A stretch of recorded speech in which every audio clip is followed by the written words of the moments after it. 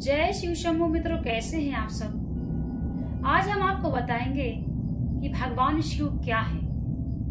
हम और आप सभी भगवान शिव की पूजा करते हैं, पर क्या भगवान शिव कौन है, कहाँ रहते हैं, क्या ये हम जानते हैं? कहा गया है, न पुण्यम न पापम न सौख्यम न दुखम, न पुण्यम न पापम न सौख्यम न दुखम, न मंत्रो न तीर्थम न वेदो न यज्ञः, न पुण्यम न पापम न सौख्यम न दुखम, न मंत्रो न तीर्थम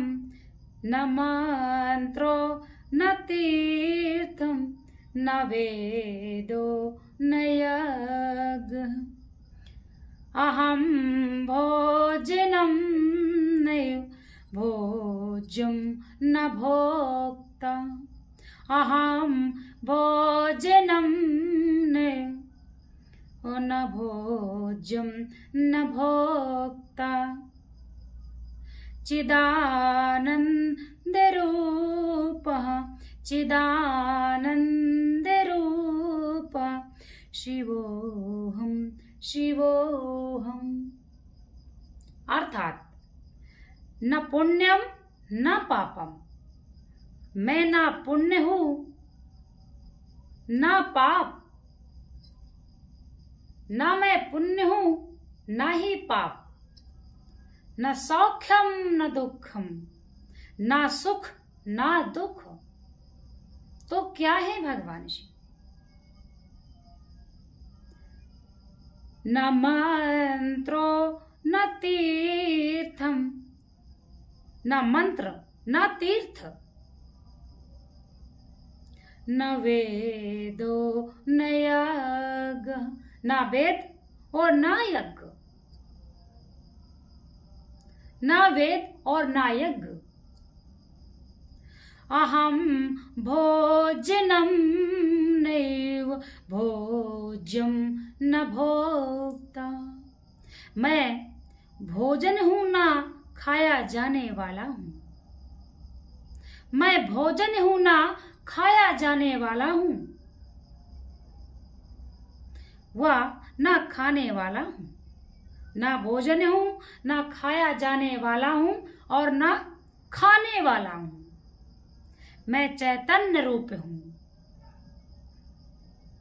मैं चैतन्य रूप हूं, चिदानंद रूपः, मैं चैतन्य रूप हूं, आनंद हूं, शिवोहम शिवोहम, आनंद हूं, शिव हूं, शिव हूं।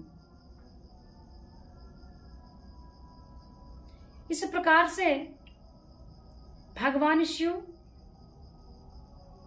आनंद रूप हैं।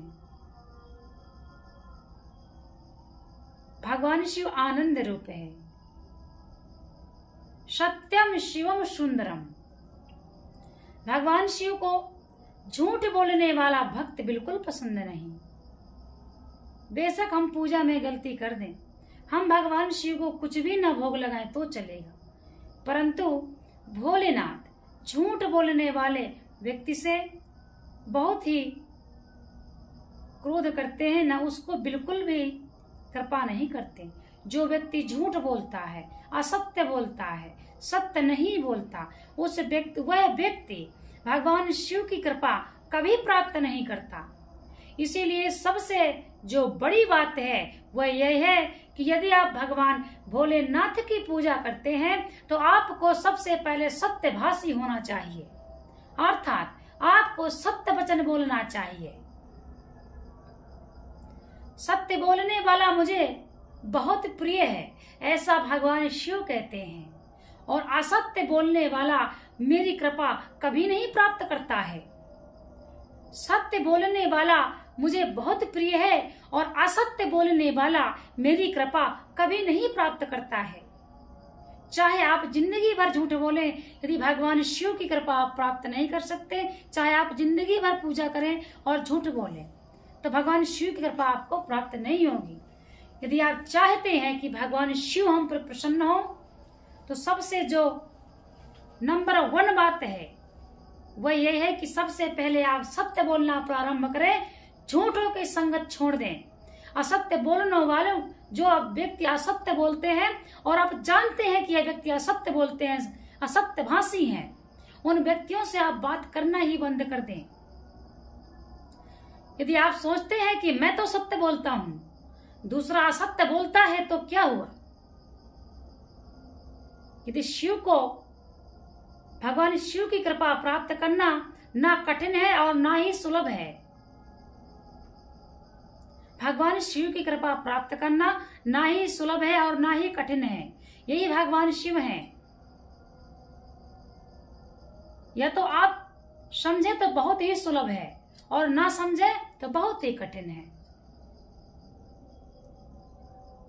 परंतु त्याग करना पड़ता है, तभी भगवान शिव आपको दर्शन देंगे, तभी भगवान शिव आपकी कृपा करेंगे। भगवान शिव किसी भी तरह से, यदि आप सोचे, गृहस्थ वाले भी हैं और सन्यासी भी हैं। भगवान शिव गृहस्थ वाले भी हैं और सन्यासी भी हैं। इसीलिए आप घर में भी छोटा सा शिवलिंग रख सकते हैं, अंगूठे का आकार का, इससे बड़ा ना रखें। और मंदिर तो जाना ही चाहिए, क्योंकि मंदिर में प्राण प्रतिष्ठित मूर्तियां होती हैं, उनकी परिक्रमा तो चंद्रमा और सूर्य भी करते हैं। इसीलिए आप घर में भी पूजा करें कि घर में भावपूर्ण मूर्तियां होती हैं।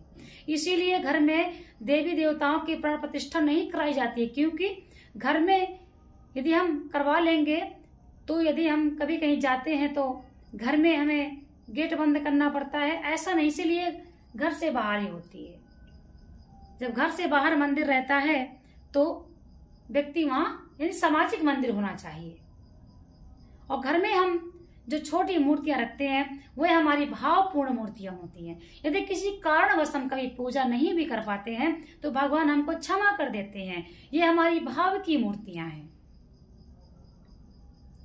परंतु ऐसी कोशिश करें, निमित्त एक नियम बनाएं कि हमको निमित्त पूजा करना है।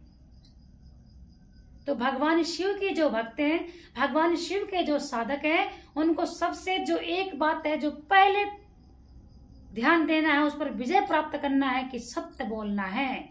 झूठ पर विजय प्राप्त करो, सत्य बोलो।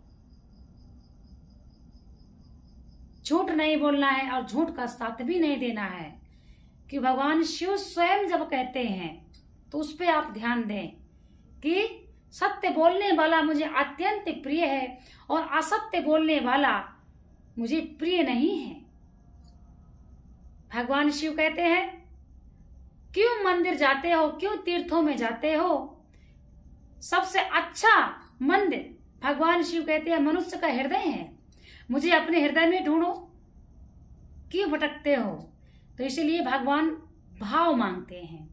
जब आप भाव से पूजा करेंगे तो आपके हृदय में भगवान होंगे, तभी आप भाव से पूजा करेंगे। तो पहले भाव बनाइए, श्रद्धा बनाइए और भगवान पर पूरा विश्वास बनाइए, क्योंकि आराध्य पर यदि आपको संदेह है वह भी एक पाप है। आराध्य पर कभी भी संदेह नहीं करना चाहिए। चाहे आप छोटा सा पत्थर का टुकड़ा ही रख लें और उसमें अपना आराध्य देखें और उसमें ही विश्वास से अपनी पूजा करें, वहीं पर आपके आराध्य होंगे। भक्त प्रहलाद जहां भी भगवान का नाम लिया, नारायण का, वहीं भगवान किसी न किसी रूप में प्रकट हो गए। तो इसीलिए पूजा का कोई समय नहीं, कोई नियम नहीं है।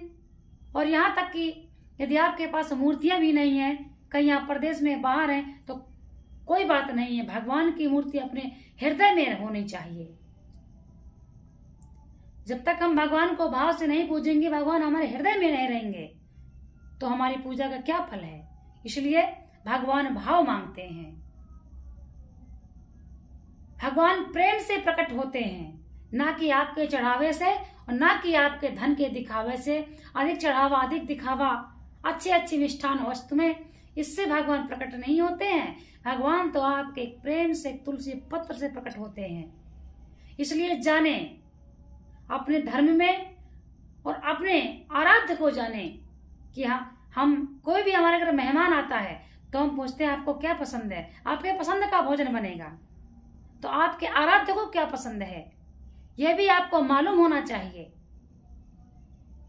ऐसे भगवान की भक्ति करेंगे तो भगवान कैसे प्राप्त होंगे, भगवान की कृपा कैसे प्राप्त होगी।